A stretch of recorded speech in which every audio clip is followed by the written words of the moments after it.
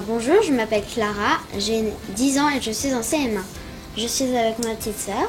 Bonjour, je m'appelle Anaïs, j'ai 7 ans et je suis en CP. Nous allons vous présenter les malheurs de Sophie. Ça vient de la bibliothèque rose et là il y a Sophie et son cousin Paul.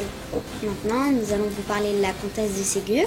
Elle est née en Russie et a vécu en France au 19e siècle. Et d'ailleurs, elle s'appelait Sophie. Et donc, c'est peut-être d'elle qu'elle parle dans ce livre. C'est une petite fille qui a 4 ans, qui fait beaucoup de bêtises, qui ne veut pas écouter les adultes et sa maman.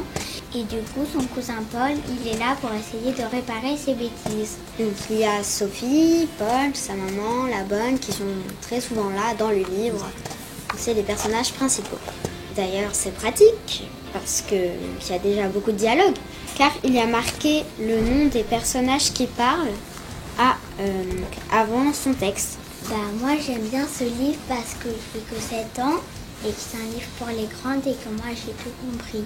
Moi, j'ai beaucoup aimé ce livre parce que on a envie de lire le chapitre qui est juste après, les bêtises, les inventions et quelle sera la conséquence de ces actes et de ces bêtises.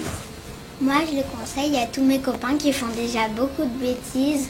Comme ça va leur donner des idées pour en faire d'autres. Et moi, je conseille ce livre aux gens qui aiment les sentiments et qui aiment les livres qui font réfléchir.